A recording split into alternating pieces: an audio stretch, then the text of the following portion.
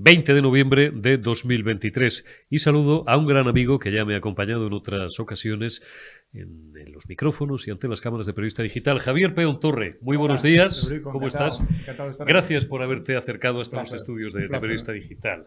El placer es nuestro. Javier Peón, os lo he presentado ya en más de una ocasión, os recuerdo, ha sido diputado del Partido Popular en 2 legislaturas, ha sido miembro del regulador de la Comisión Nacional de la Energía, es de formación abogado por Deusto, es uno de nuestros mejores consultores energéticos, tanto desde el punto de vista nacional como internacional. Él ha desarrollado su carrera como consultor para importantes multinacionales energéticas e industriales en algunos países hispanoamericanos, por ejemplo en Perú, durante algunos años, y hoy le traigo porque había adquirido con él un compromiso hace un par de meses, la última vez que estuvo con nosotros, hace 2 o 3 meses, y es hablar por extenso de algo que él conoce muy bien, que es la política vasca. Javier Peón fue secretario general del Partido Popular del País Vasco, a la derecha de Jaime Mayor Oreja, en la época, finales de los 90, en la que este partido consiguió los mejores resultados de su historia. Llegó a ser la segunda fuerza política por detrás del PNV.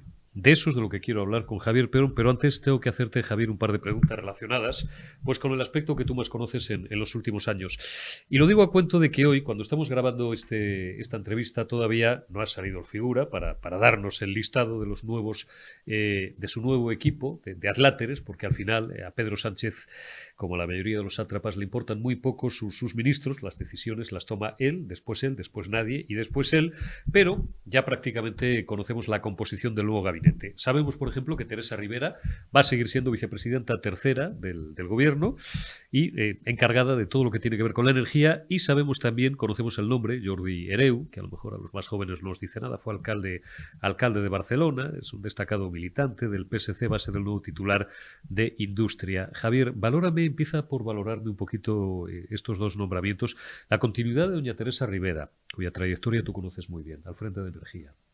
Bueno, pues la verdad es que es la misma ministra que hizo unas políticas negativas para lo que hubiera sido necesario para nuestro sector energético. De hecho, ha tenido que rectificar todas sus políticas ahora en el contexto de la reforma del mercado eléctrico europeo como presidencia de turno. Todo lo que ha mantenido que estaba haciéndose en España ha tenido que rectificarlo en ese marco para las reformas realmente necesarias, ¿no?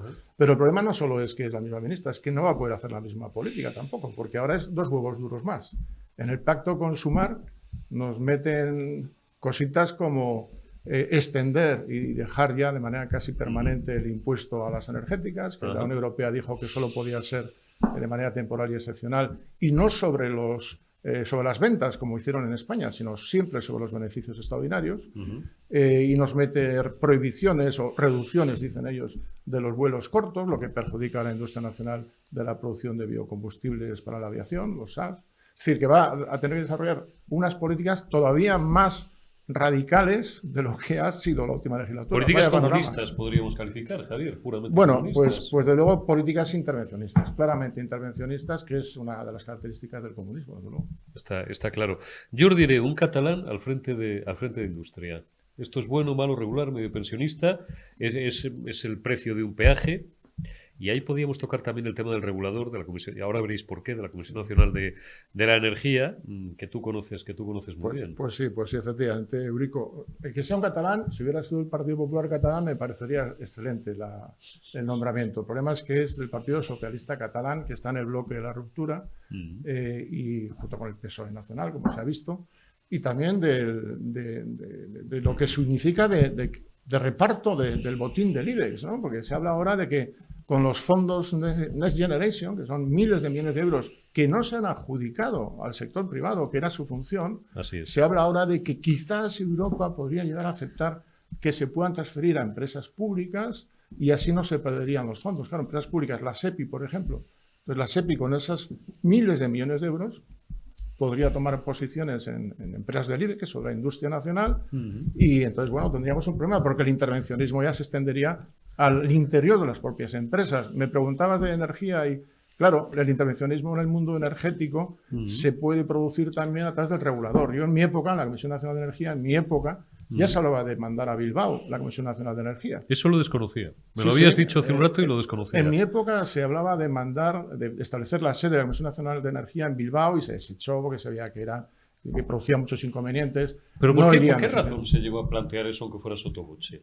Bueno, Llevarse el regulador, en aquella época había dos, hoy es solo uno, lo digo para los muy cafeteros, estaba la Comisión Nacional de Energía y la Comisión Nacional del Mercado de las Telecomunicaciones. ¿Por qué el llevarse el regulador a Bilbao?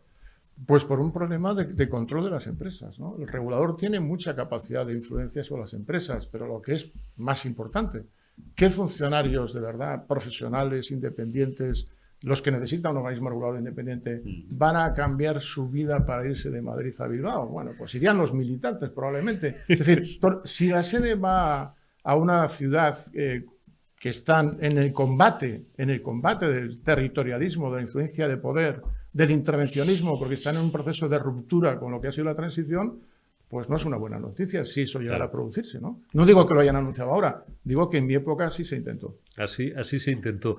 Oye, respecto al nuevo gobierno, y enseguida nos metemos a fondo con el asunto de la política vasca, que es tanto decir política española, y del PNV. Me interesa mucho que me haga unas cuantas valoraciones, Javier Peón, acerca del papel de tonto útil y de pagafantas que está teniendo el PNV en todo este proceso. Pero un último apunte sobre el nuevo diseño del gabinete de Pedro Sánchez. Insisto, esto está grabado unas horas antes de que lo veáis en tiempo real, que son ahora mismo las 6:10, las 6:15 de la tarde.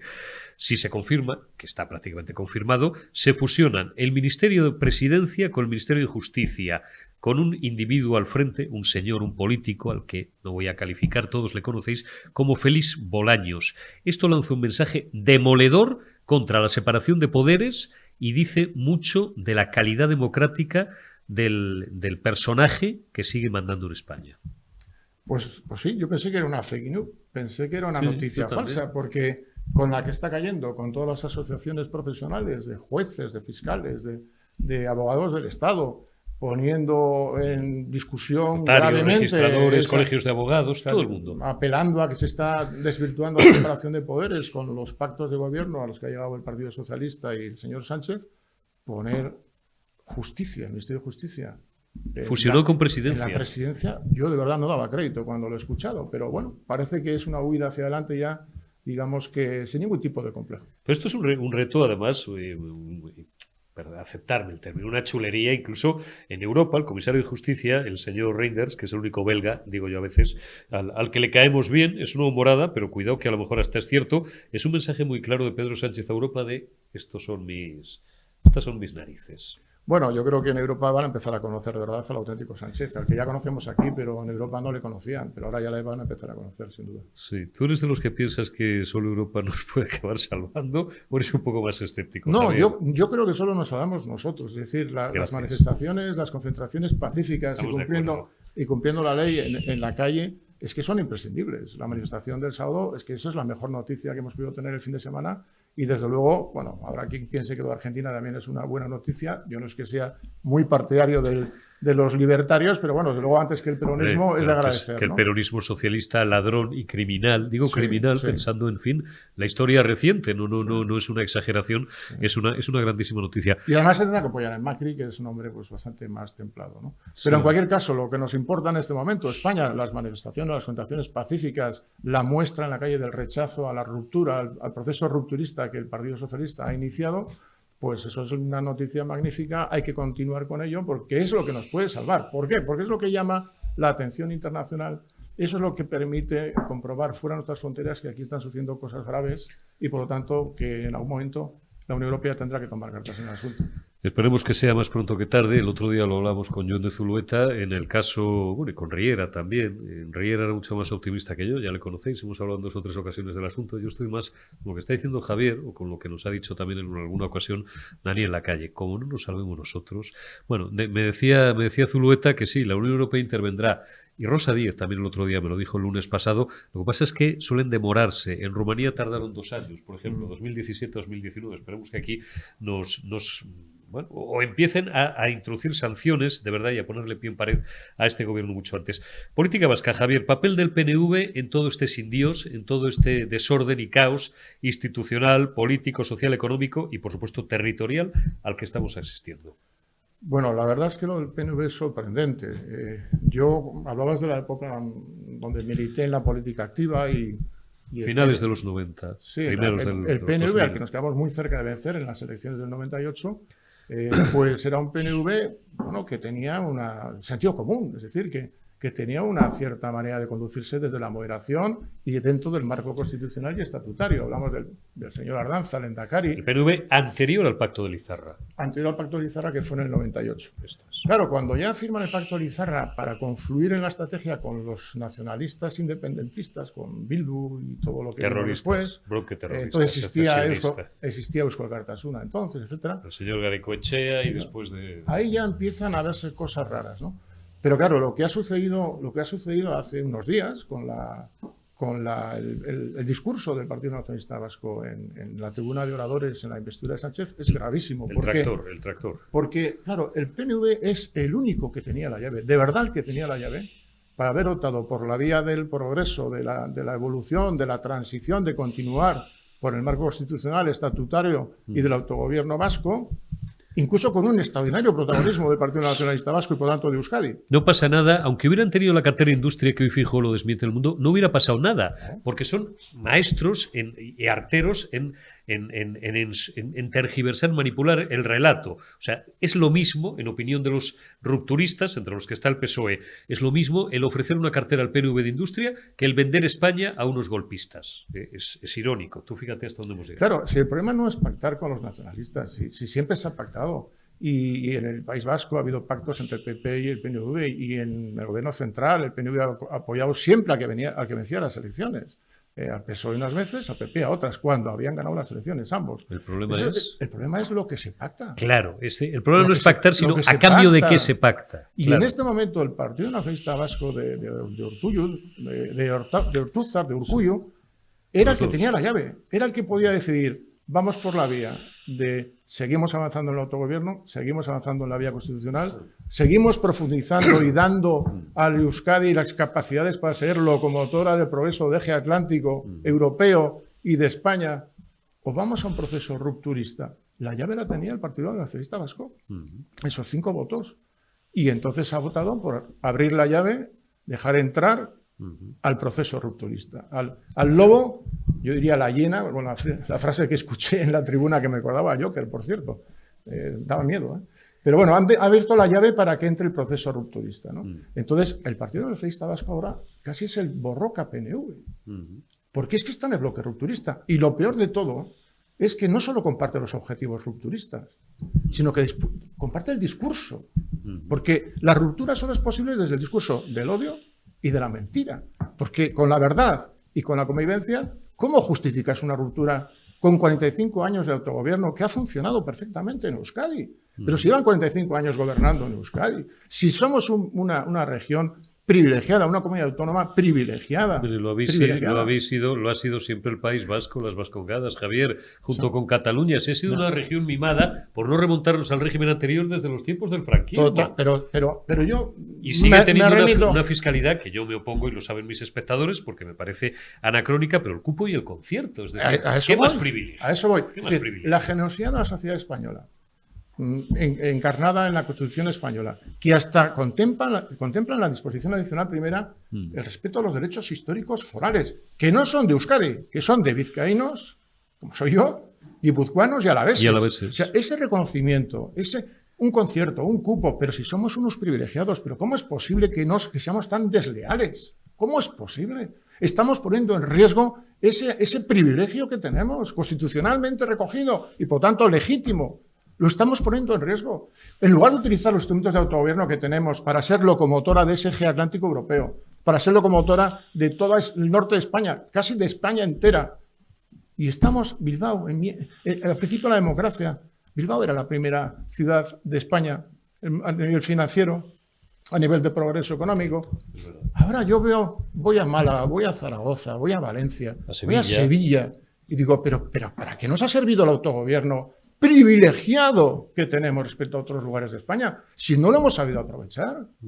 Y claro, como no lo han sabido aprovechar, ahora el problema es del régimen de la transición. Ahora vamos a dar una patada a todo esto que habéis gestionado vosotros durante 45 años y vamos a la ruptura. Hombre, es una broma. Por tanto, es pertinente desmontar el mito. Javier, mira qué interesante por dónde seguimos transitando el debate. Es interesante y es pertinente desmontar el mito del PNV como buen gestor.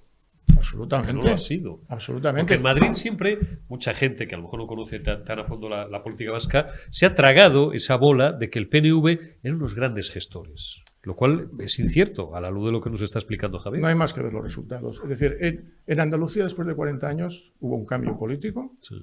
y todo el mundo valora ese cambio político como extraordinariamente positivo. Extraordinariamente positivo. La inversión llega a Andalucía, se está convirtiendo en un foco de atracción Málaga de high-tech, está camino de superar a Barcelona. Es decir, la transición es la nueva energética. Manhattan del Mediterráneo, es impresionante cómo la tiene Paco de la Torre. Andalucía, que era la de la corrupción de los ERE, la mayor corrupción en la historia de España, 700 millones de euros, y de la paguita y del compadreo. Y ahora es una región de España que todo el mundo admira por la potencia que tiene de crecimiento y de desarrollo. Pero ¿por qué en Euskadi no podemos hacer exactamente lo mismo si tenemos mejores instrumentos para hacerlo? Es incomprensible. Así es. Partido Nacionalista Vasco, condenado, Javier, a la irrelevancia por las torpezas que estás narrando frente a los bildutarras que se van a consolidar dentro de unos meses. Tocan elecciones vascas, no tocan en primavera, tocarían un poco más tarde, pero la información que tenemos, o al menos lo que yo barrunto, es que se van a adelantar pues a marzo o abril. Bildu va a ser la primera fuerza política. El PNV va a quedar condenado, pues eso, al papel por su asunción del rol de pagafantas, de tonto útil, a una posición muy secundaria respecto a Bildu.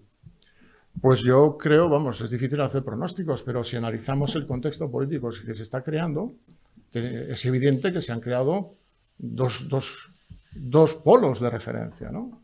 El polo del bloque rupturista, que integran Bildu, PNV, el Partido Socialista de Euskadi, RC, Junts, el propio Partido Socialista Obrero Español, el bloque de la ruptura, del odio, de la mentira. BNG, y luego toda la colección de partidos de Sumar, del compromiso. Sí, pero bueno, eso ya va de suyo, eso de siempre. Pero el cambio del PNV, e incluso el cambio del Partido Socialista Obrero Español, ya claramente declarado como rupturista, y frente al otro polo, que es defendamos el autogobierno, defendamos los derechos forales, que son un privilegio constitucional legítimo, pero que tenemos que reconocer y tenemos que defender y utilizar adecuadamente, y por lo tanto defender la Constitución española.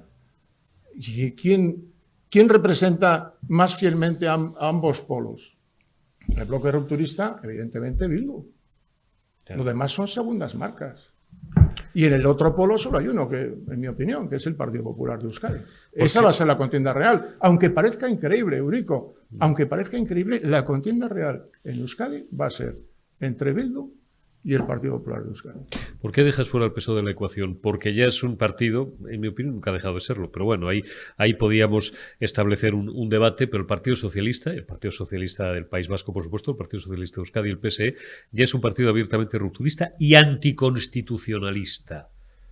¿Por qué más razones la contienda se sitúa, insisto, como tú dices, entre Bildu y el Partido Popular, dejando al margen al PNV y al Partido Socialista? Pues por razones evidentes de sentido común. Es decir, si han creado un bloque rupturista, los discursos de investidura ahí están para cualquiera que quiera escucharlos.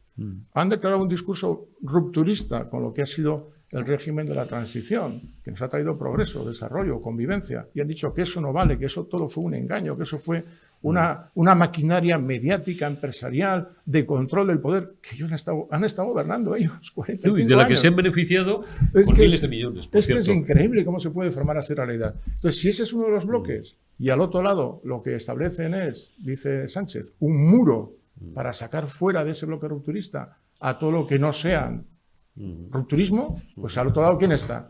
Pues los socialistas que están escandalizados, Nicolás Redondo, Felipe González, Alfonso Guerra, los PNVistas que no acaban de creerse lo que está sucediendo, amigos míos, es que yo tengo amigos de aquella época que me dicen, os voy a votar en las próximas elecciones. Es muy interesante, amigos, gente que tú conoces, pues de los que estamos entre los 50 y los 60, ¿no? que estaban en la política activa ya o empresarial o tal, desde los años 90, que eran votantes del PSOE o del PNV, que se están pasando en masa al Partido Popular. Sí, yo tengo algunos amigos de aquella época que no piensan como yo. Seguramente tienen discrepancias en la forma que yo tengo de pensar, que votaban al PSOE, que votaban al PNV. Somos buenos amigos.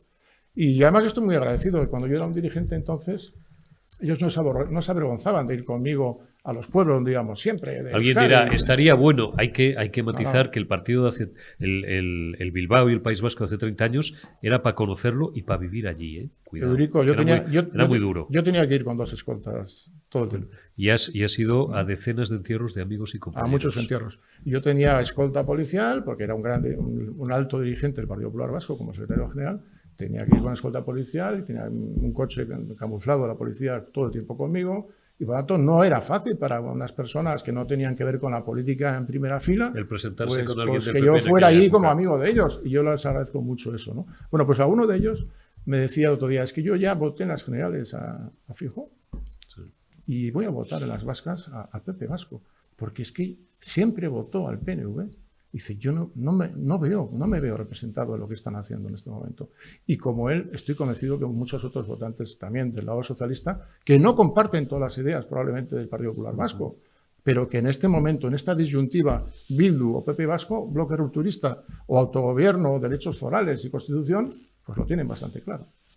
Oye, yo le sigo llamando a veces Batasuna, no porque me haga un lío, porque la cabeza es lo único que Dios tiene a bien conservarme en su sitio, sino porque para mí Bildu, como antes Sortu, como otras marcas que han tenido para eludir la acción de la justicia, sigue siendo la tradicional Batasuna, la del Herri Batasuna, la de ETA Mátalos. Juntaba este fin de semana miles de personas, otra vez en las calles, y ahí tienes a un Arnaldo Otegi, blanqueado como hombre de paz, por obra y gracia de los socialistas ya, de los zapateristas y ahora de los sanchistas, que dice, tiene la generosidad, entre comillas, el fulano de descartarse como candidato a la lendakaricha, ser lendakari, pero claro, porque quiere seguir al frente de Batasuna o Bildu, que parece ser que es como se llaman ahora, entre el 2024 y el 2028, y que es el auténtico dueño del País Vasco. Y en parte también, junto con Carlos Puigdemont, los auténticos presidentes del gobierno en la sombra. Esta es la foto actual. Y esto es por obra y gracia de las cesiones del Partido Socialista.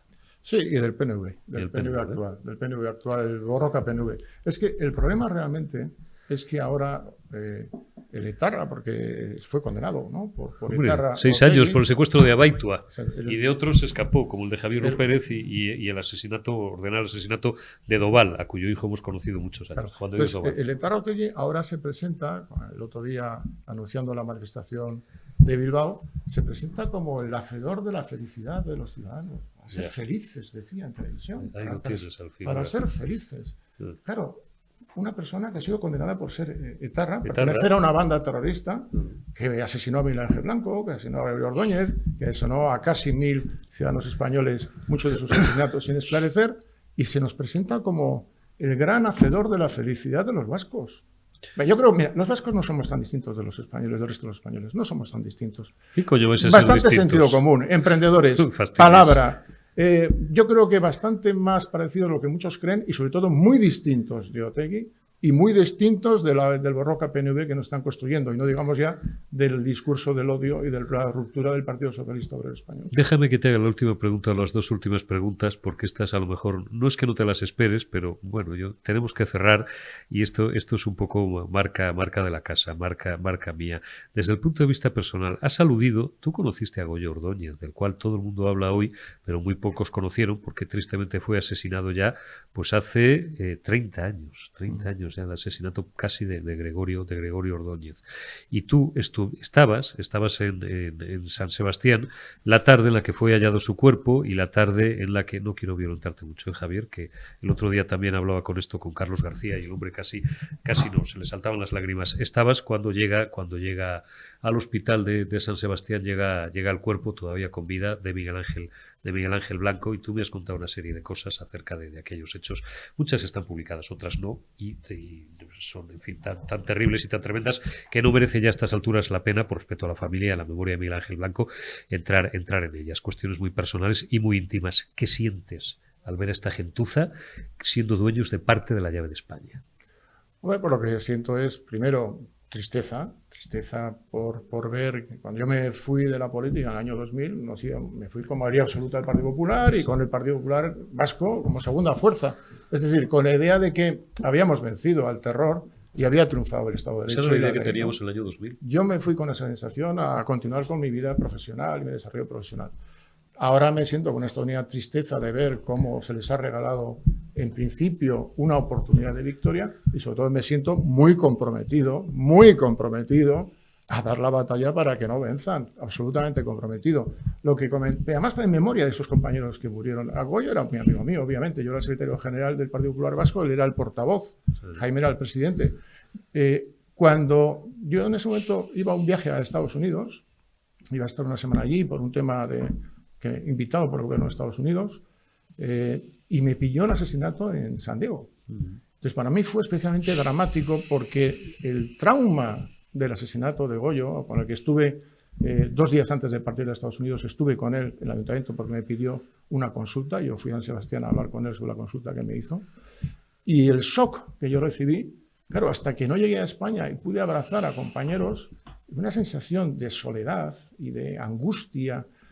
Llegué incluso después de lo que ya había sido el funeral, o que hubo después un evento de memoria a él, ¿no? A las horas siguientes, ¿no? Fue tremendo. Y en el caso de Miguel Ángel Blanco, como recuerdo muy bien, como si hubiera sido ayer, que sí, efectivamente estuve en el hospital de San Sebastián, después de estar en distintas televisiones, pues condenando ese brutal y vil atentado. Estuve en el hospital y tuve, pues, digamos, la ocasión, ¿no? de acompañar a la madre, a la hermana y a la novia de Miguel Ángel cuando el doctor les va a dar la noticia de que Miguel Ángel ya está muerto, ¿no? Y fue un momento dramático que jamás olvidaré, ¿no? Entonces, eso es lo que a mí me anima a dar la batalla, o sea, con más fuerza que nunca, ¿eh? En la medida en que podamos todos y cada uno de nosotros, hay que poner granito de arena. No puede vencer al rupturismo después de 45 años de convivencia democrática que ha traído mucho progreso para España, para Euskadi, para Cataluña y para todos los españoles, ¿no? Vamos a cerrar con un mensaje de esperanza. Se puede y se debe y se va a ganar la batalla contra los asesinos y contra los terroristas y, por supuesto, contra los rupturistas. ¿Cuál es el secreto de alguien que es, de todas cuantas personas conozco, y no son pocas, probablemente nunca se puede decir quién más, pero Javier Peón es una de las que más sabe, sobre todo de política, pero de política en su trazo realmente fino, creedme, ¿no? Me costaría un buen rato explicaros exactamente a qué me refiero. Una línea maestra, una sola, para ganar la batalla a los rupturistas, a los que quieren destrozar España, nuestro sistema de libertades, y que, bueno, pues lo están haciendo de la mano con golpistas y con terroristas. Pues yo creo que las próximas elecciones vascas son muy importantes, las europeas también. Pero las próximas elecciones vascas son muy importantes. Hay que apoyar al Partido Popular Vasco porque nos jugamos la democracia en ese primer partido, y el Partido Popular Vasco puede salir a ganar. Es que puede salir a ganar, no debe salir a empatar. Tienen que creerse que hay que salir a ganar este partido, porque los vascos, la sociedad vasca, no es una sociedad radical que quiera la ruptura, quiere la convivencia y el progreso como en los últimos años, ¿no? Javier Peón Torre, ex secretario general del Partido Popular del País Vasco, ex diputado del Partido Popular, es miembro de la Comisión Nacional de la Energía, actualmente consultor energético nacional e internacional. No será la última vez que te requiera, no sé si para seguir hablando de política vasca y de política española, o para hablar de temas de energía y de industria. En cualquier caso, como siempre, un honor. Muchísimas gracias. Encantado. Gracias, señor. Continuamos.